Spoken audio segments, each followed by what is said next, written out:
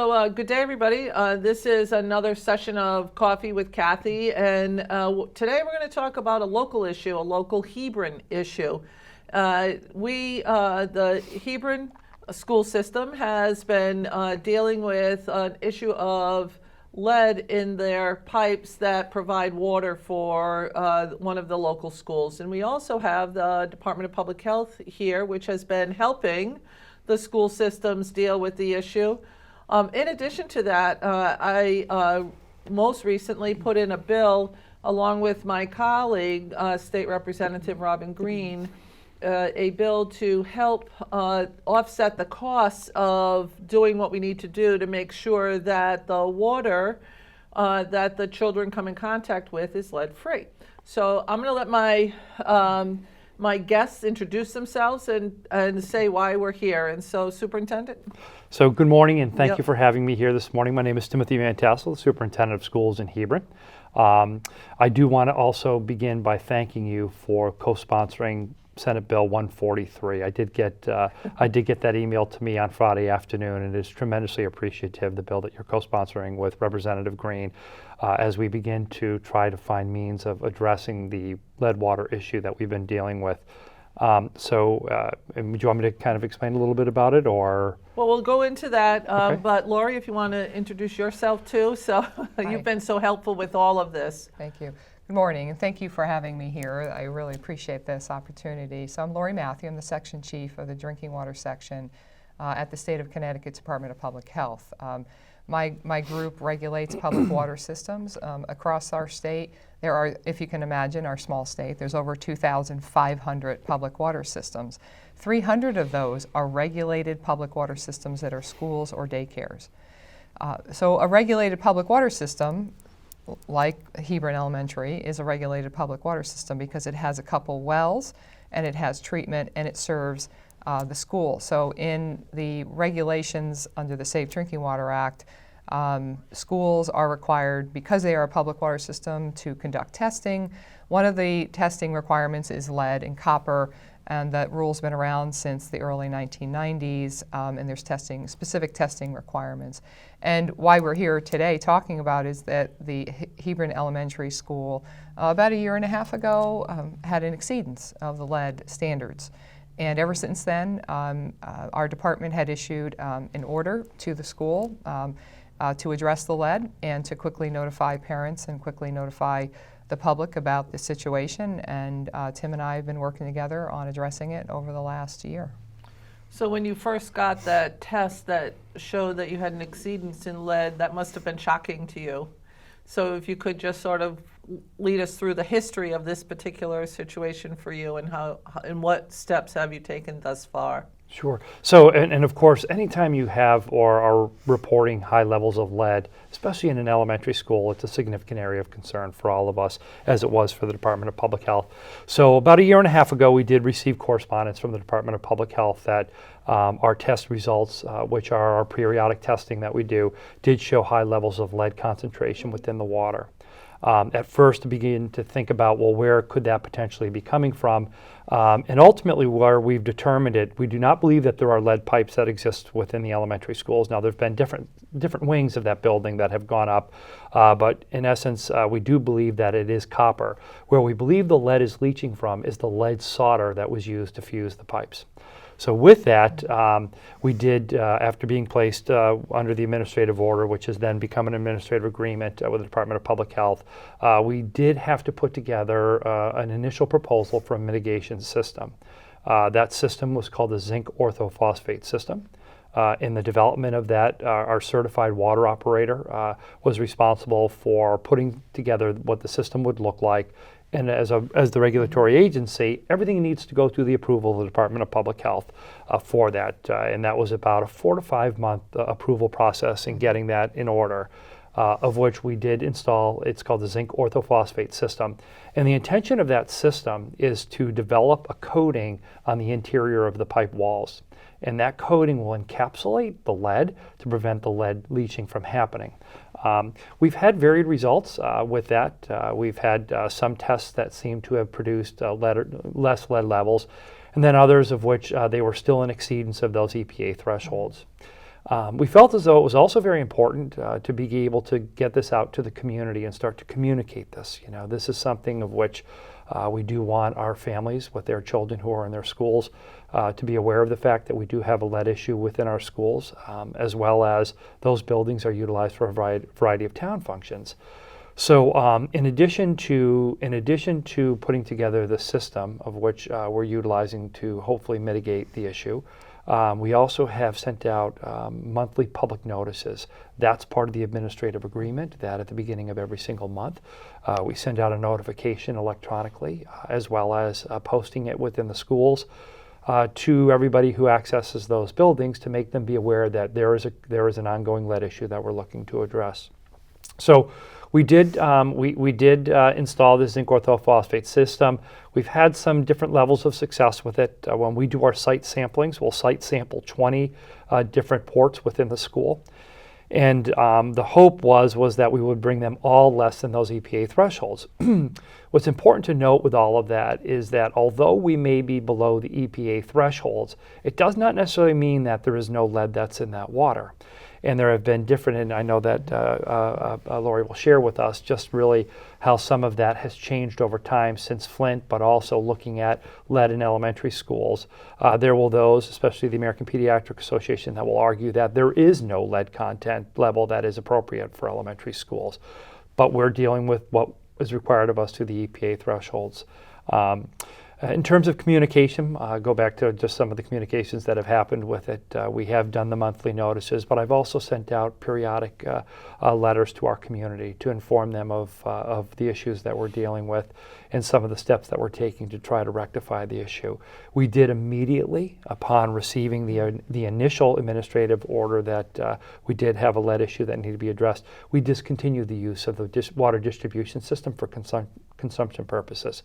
So we immediately installed Poland Springs bubblers throughout the schools so that the kids would not be drinking the water, as well as trying to suggest that we don't want anybody drawing tap water for the purposes of filling coffee pots and so forth.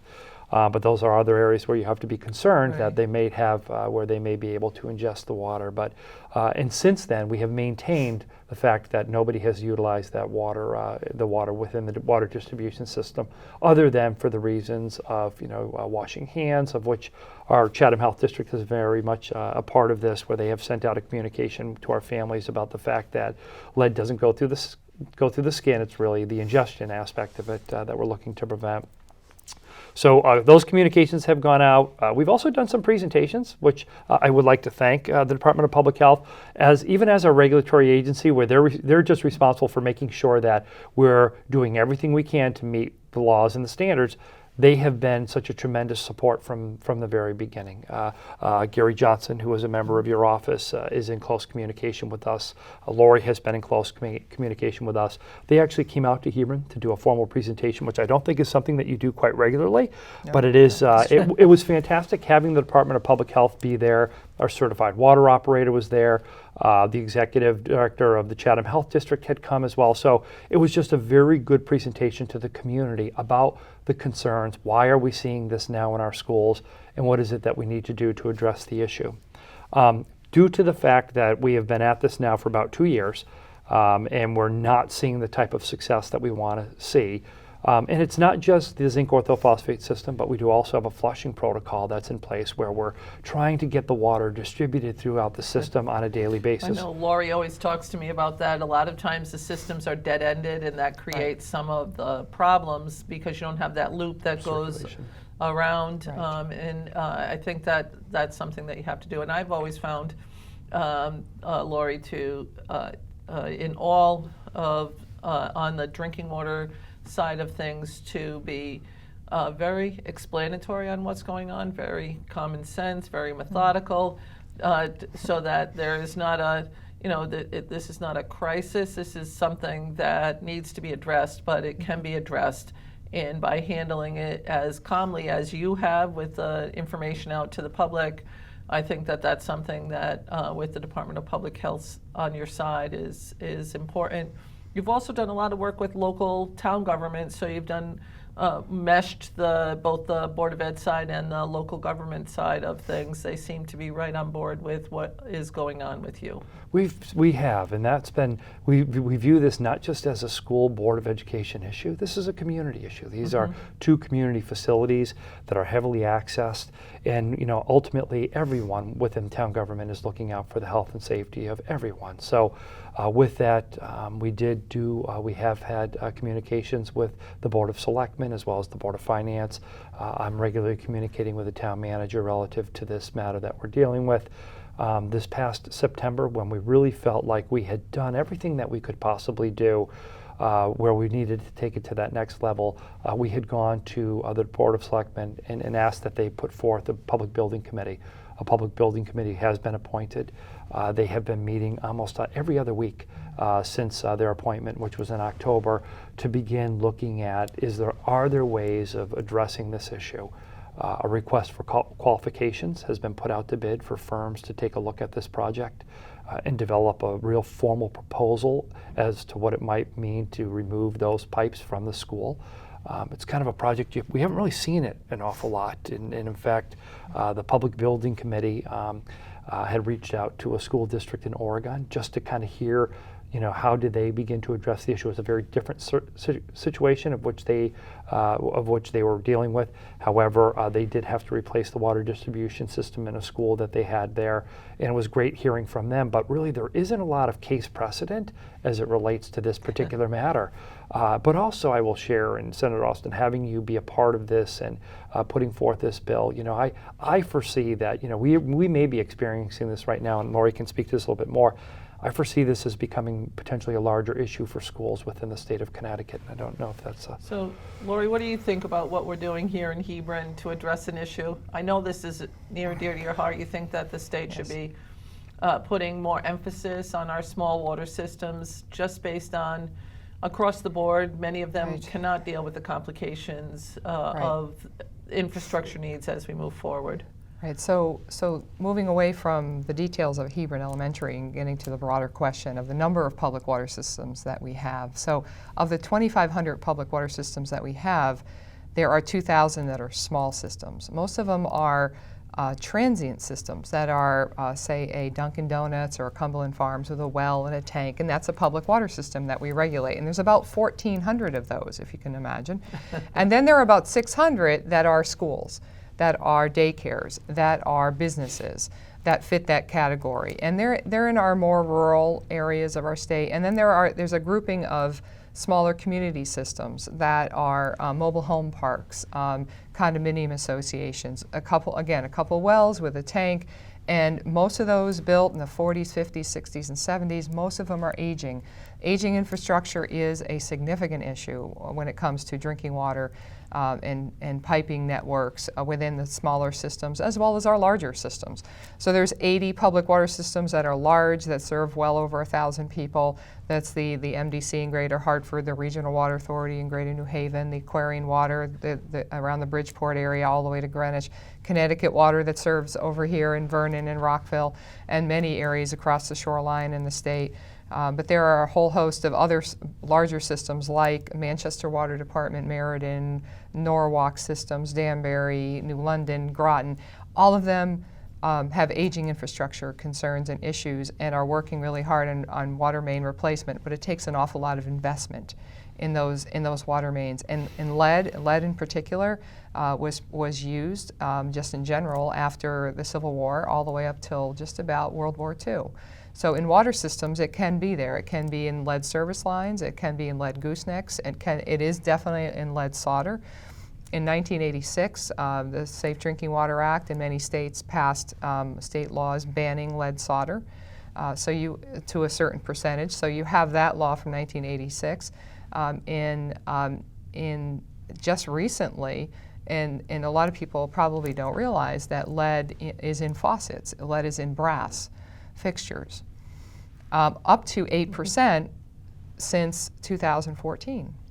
So it's President Obama in 2011 passed what I call the lead ban. It wasn't effective until the year 2014. So prior to 2011, lead was allowed in piping at 8%. the law that President Obama passed went from 8% to 0.25%. So that law was just implemented in 2014. So just 5 years ago, there's the ban. So lead is in existence in brass. Lead is in existence So in even lead though, service lines. and even though it's 5 years ago that became a standard, if someone had faucets that were still in their stock on their Yes. shelves, they would still use those. So Yes. even though it's been banned, they would not have been ordered to dispose of those faucets. Well, I believe that the passing of the law in 2011 and having it implemented by 2014 gave manufacturers time to distribute those. So I believe in 2014 that it is now fully banned Okay. and enforced.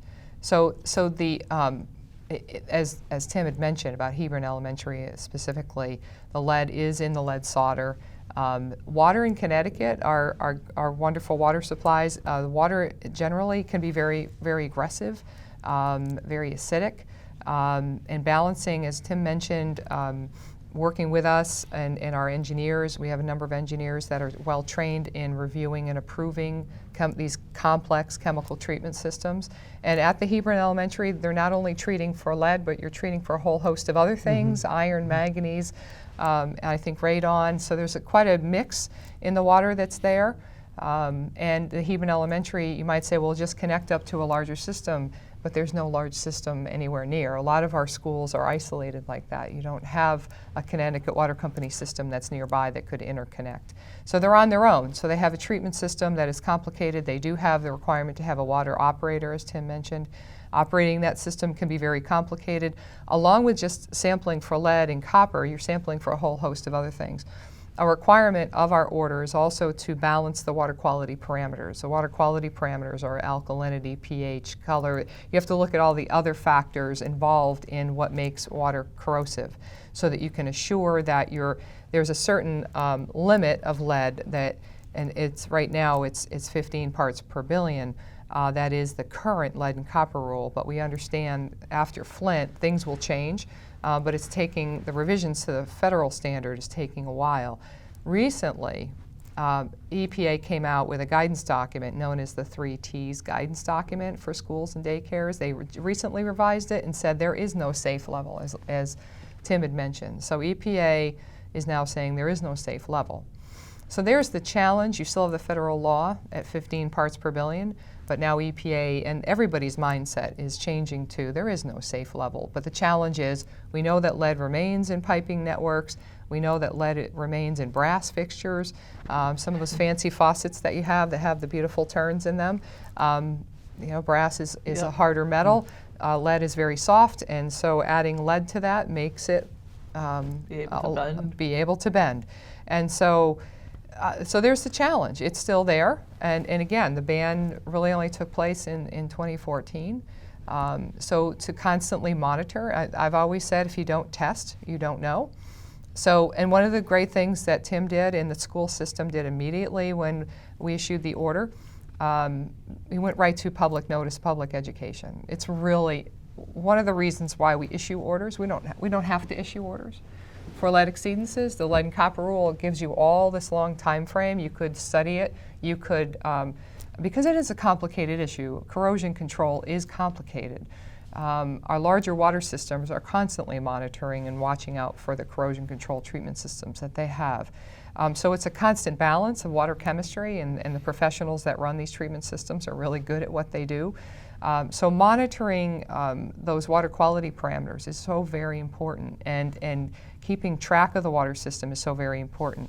Even with the best treatment installed that your engineer designed, our engineers reviewed and approved, you still have the challenge of balancing all of that water chemistry. And as Tim mentioned, even with the treatment system installed, even with the coating happening within the pipes, you still had one sample that came up above 15. even with that. And what we, as Tim mentioned, Gary Johnson, who's the lead of my enforcement unit, who's wonderful, by the way. He's going to retire soon. I'm not looking forward to that. I've worked with him for 30 years and we'll miss him dearly. But he's a great person to work with on enforcement because he's just so very helpful and mindful of keeping track of the dates. The dates are really very important. We issue orders because we want to issue orders. We believe that we need to provide as much help. You know, you might say an order is help. Well, it does help. It helps immediately people to understand. It helps what you need to do and how you need to do it immediately. It sets milestone dates on public education. We are adamant about making sure that under the current lead and copper rule, you have to do one public notice, just once. Here, we're requiring it and as Tim mentioned, every single month parents know what's going on. And so that, to us, is really very important. And what went wrong in Flint is people were not being told what was going on. Communication was really very poor. And so one of the things that we are doing in issuing these orders is that communication and education so that everyone knows, from the parents to the teachers that are there, to the administrators that are there, what to do and how to do it, and how to deal with the situation, and how it's moving forward. How is it progressing? Because it has taken a while. You have to design, install, approve, get it in place, and then do more sampling, a lot more sampling, to see if it's working. In Hebron Elementary School in particular, I remember the building schematic the night that we attended the school board meeting and had a really nice discussion with the school board, had a lot of great questions and a good conversation. We talked through what the school is like. Well, I remember that you mentioned that there's the original building in the 40s. Then it added on wing in the 50s, and then added on the 60s. And so if you can imagine, every one of those creates dead ends in the piping network. So you have water that may just sit. And if you have, especially you have over the weekends, you have water that sits. And water is very just naturally corrosive. So if water sits and doesn't move through the piping network, that's where concerns can happen. And as Tim also mentioned, that providing bottled water immediately is the right thing to do so that children are not exposed at all in any way. So you said there are some 600 small water systems that are in schools, daycares, and businesses that have impact with real people. Yes. And so Connecticut, with its number of small water systems, you have started a program where there are grant loan programs for water systems, very similar to the Clean Water Fund, which is on the sewer side of things. Yes. And so how is that program moving forward? How are you finding that program as you move forward with it? Well, as you know, you and I worked really well together, and I want to thank you for all of your support. Our project that I'm about to describe never would have happened without your help. So about 4 years ago, we worked with the legislature on bringing, as you mentioned, a similar program that we have on the sewer side since the early 90s to the drinking water side. Under the federal law and under one of our large federal grants we get through EPA is known as the Drinking Water State Revolving Loan Fund Program. And we have a capitalization grant that comes to our Department of Public Health every year. It capitalizes and leverages a loan program that we use bond funds to help assist water systems.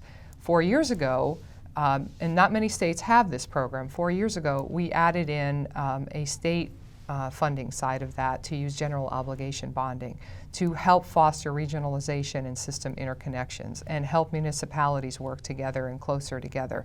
So as you're well aware, we work with Sprague Water and Sewer to interconnect and work on an interconnection with Norwich Utilities. And at least for right now, at least for emergency purposes, where we can have resiliency. The southeast area is known as the Hurricane Alley.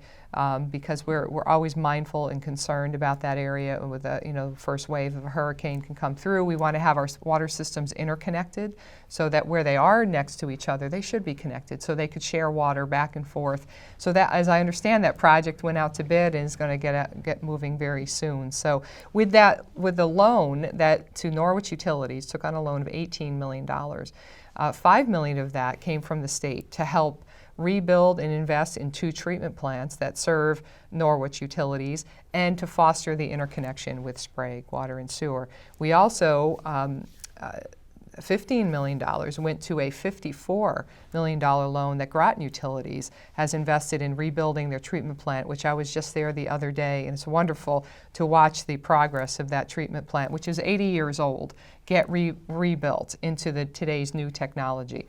That treatment system that sits in Groton along Route 1 supplies water to about 80,000 people in southeastern Connecticut, into Ledyard, into Montville, and will go to Norwich through Preston.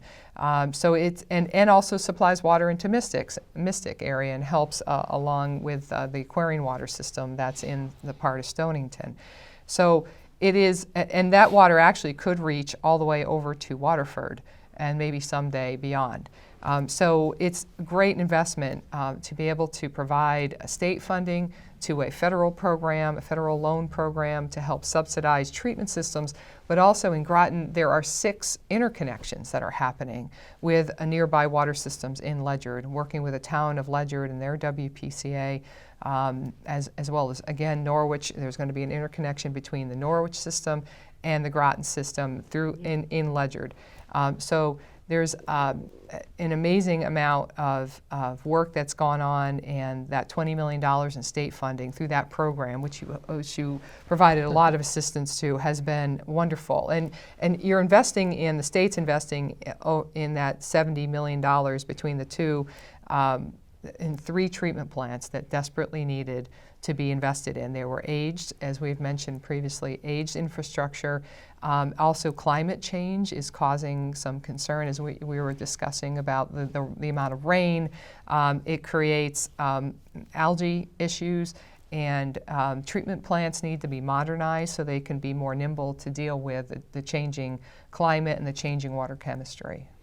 So between the smaller systems that are happening in our rural schools, and most of Eastern Connecticut has these rural, very rural areas where our schools are, and the smaller water systems, the Groton, Norwich area, Sprague, with really less than 400 customers in a water system that was originally designed to handle 2 large mills that are not there any longer, haven't been there in some 30 years. And so those systems become unsustainable, the amount of money that it takes to handle those small systems, and the amount of money that it puts on a pressure on a school system like Hebron Elementary, back to the current issue, is something that needs to be supported, I believe needs to be supported statewide, because without us supporting it statewide, some of the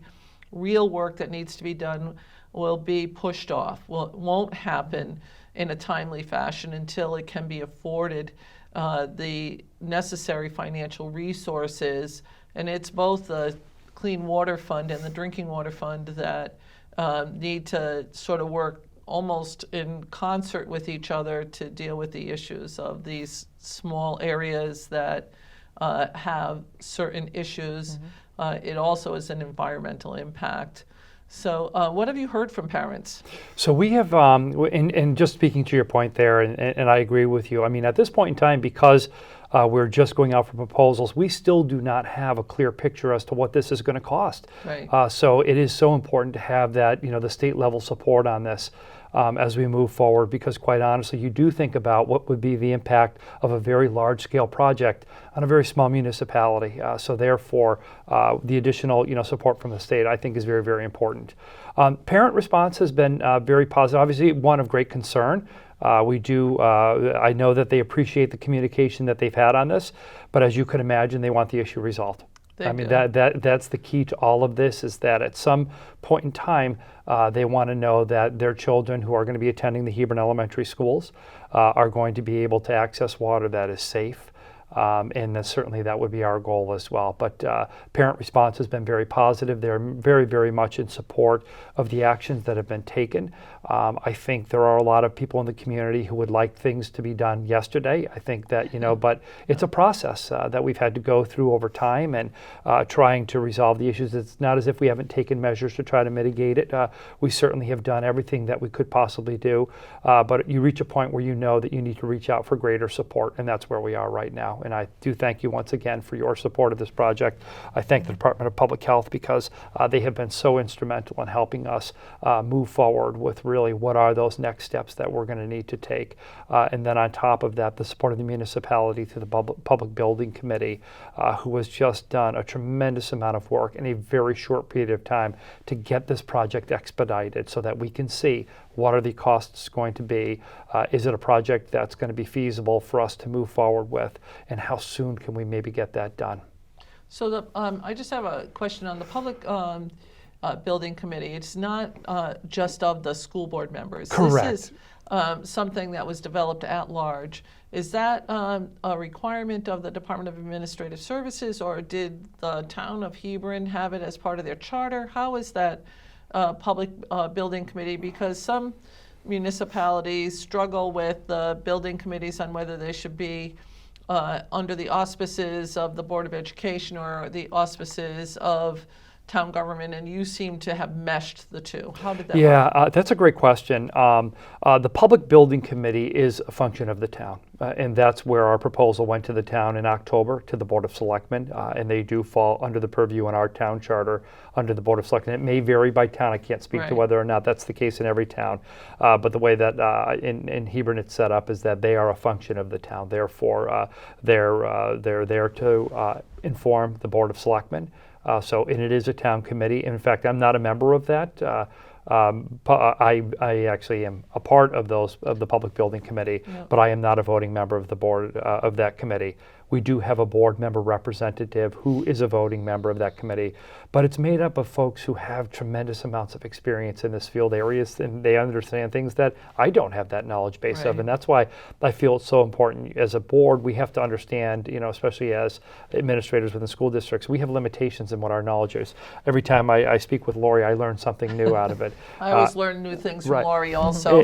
And that's where you really kind of, with the Public Building Committee, it's made up of architects, engineers, people who have been in the construction field, as well as those who have been in business, that really have an idea of how this would work forward. It is a requirement of the Department of Administrative Services to have a Public Building Committee, especially if you're going to be seeking state reimbursement for it. Our goal is to have this project go through what's called the non-priority grant status. I know it doesn't sound like it's priority, but in essence, it is priority, and decisions happen much quicker through a non-priority grant status. But there are all sorts of procedures that we do have to follow. Public Building Committee, RFQs, RFPs. So there are very strict guidelines on how that has to move forward to seek state reimbursement. So I find that fascinating because I think we should do more as a state, understanding the limitations of the different committees. We have very small towns that have boards of education. Their main goal is programming for children to make sure that we have the necessary resources to get our children to the next level.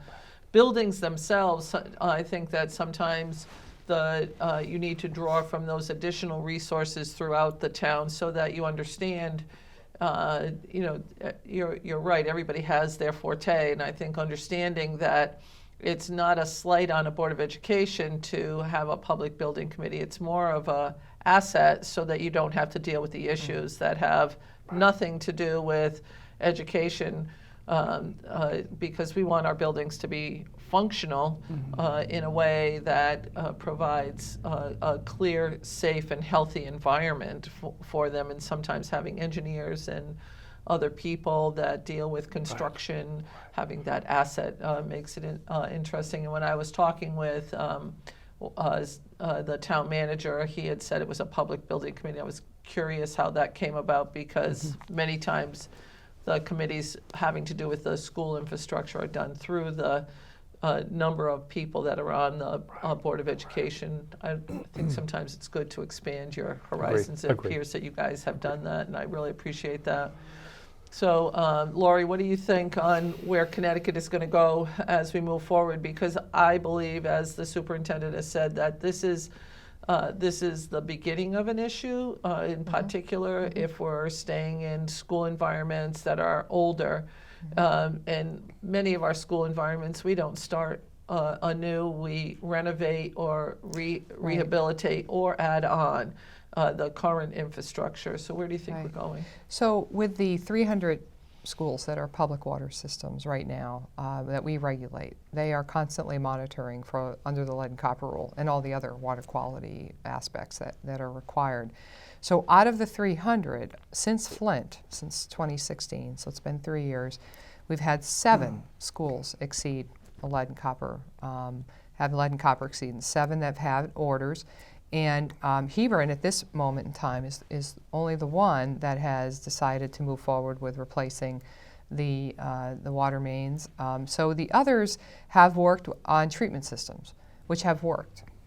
And again, it's not simple or easy to monitor these water treatment systems, and you got to constantly be mindful of them. So the direction that Hebron is taking is unique. I'm not sure where other schools might head with this once they hear about what's going on here. Right. I've been, for me, testing is really very important.